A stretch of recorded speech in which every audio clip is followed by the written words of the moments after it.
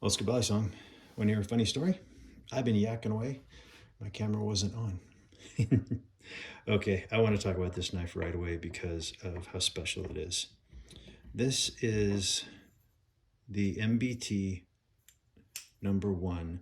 What makes this one so unique and special to me is the fact that not this year's Blade Show, last year, we got to talking about him making me an MBT, settled on a price.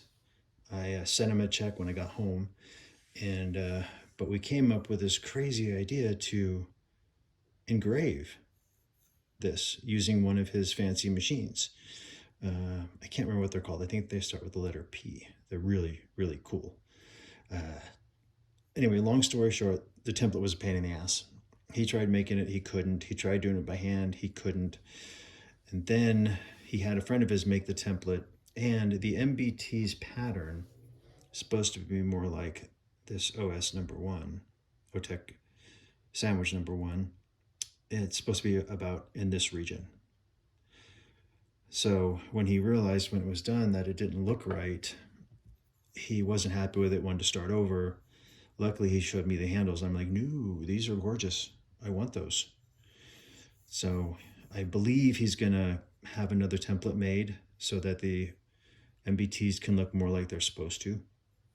And then I don't know what's gonna happen from there. You'd have to ask him, or I can ask him and let you all know. This is a Damascus that he made himself, which is very special.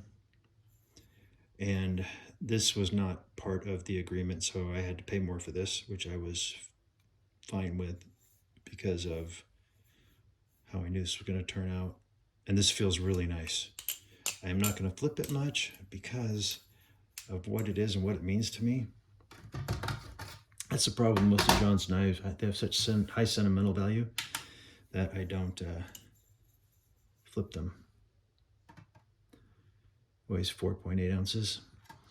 Now the last one I got, the red one, I do flip that one because that's just something he made and put on the website. I didn't have any say in it, but I do love it. Anyway, this is Indiana John, his MBT, his Damascus, he made, hand forged, and all of John's stuff it's handmade. Basically, his machines are old. I mean, they're so cool. He's found these things, he gets them working, and they work better than new. Hence why he was able to do this with the template. So he takes the machine, I think it starts with a P, puts the template down, the arm comes up and puts the pattern onto a smaller piece of metal. Pretty cool, huh? And then there's this beautiful box. You have to ask him what kind of wood it is.